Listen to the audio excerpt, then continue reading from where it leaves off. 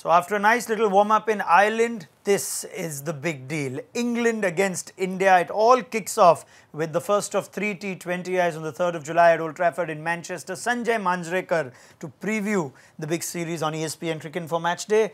Plenty of buzz and excitement as the big overseas challenge begins, while the main challenge is Test cricket. What can we expect from the two limited overs legs, Sanjay?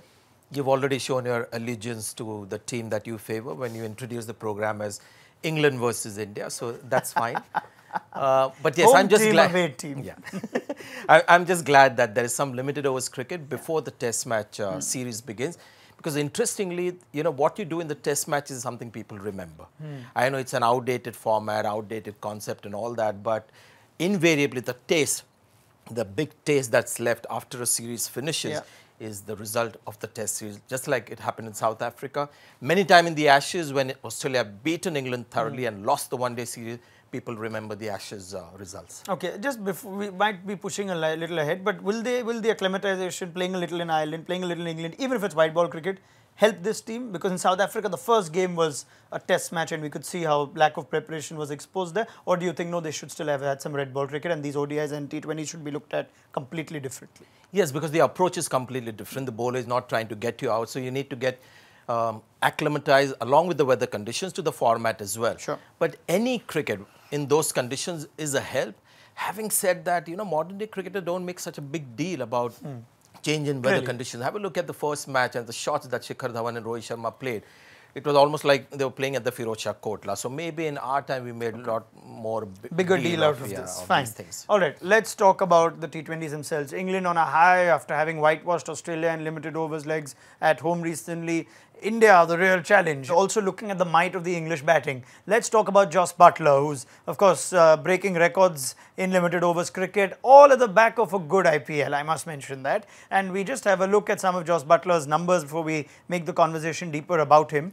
The real challenge will be, again, Buttler playing wrist spin. We've seen that as an issue in the past. Did he get any better? Sanjay wants to look at his IPL numbers in this season gone by. Strike rate of 85 and dismissed once in 4 innings against Kuldeep Yadav. You will just come in and say that this is actually my doing. You know, I've asked people to look at his you know, numbers against wrist spin in IPL.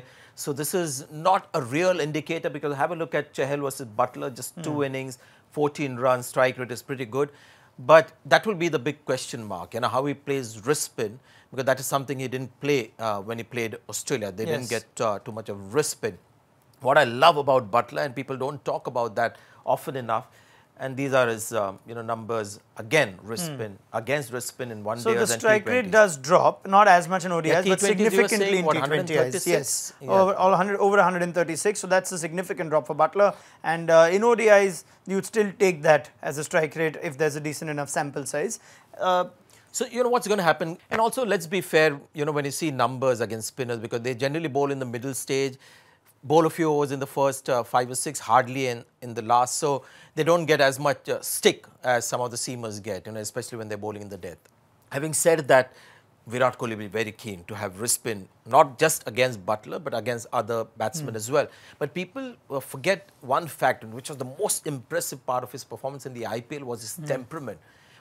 Keeping up the strike rate is one thing, but holding it through and almost single-handedly taking his team through, which is showed in the last game as well. Now, that is going to be the danger with Buttler. All right. Now, I know you hate the prediction question, so I won't ask you a direct prediction. I'll ask you to say what you think will be an acceptable result for India. It's the last bit of limited overs cricket, 1 year before the World Cup. Yes, T20s and then ODIs. Let's just talk of that first. What would be acceptable for you that, okay, this is what I expect India to do? T20 cricket, I expect India to sort of be happy with 1-all. I expect India to beat England in the 3-match one-day series, because I think India is a very good one-day side. T20 not as good perhaps, but as a 50-over side with Chahal and Kuldeep Yadav as good as England, and Dhoni also playing better, Dinesh Karthik in T20. It's a much better white balls cricket team than it was, say, 2-3 years back. Right. Sanjay Manjrekar, thank you so much for your thoughts. Continue catching extensive coverage around the England-India series on ESPNcricinfo.com as well as our mobile app.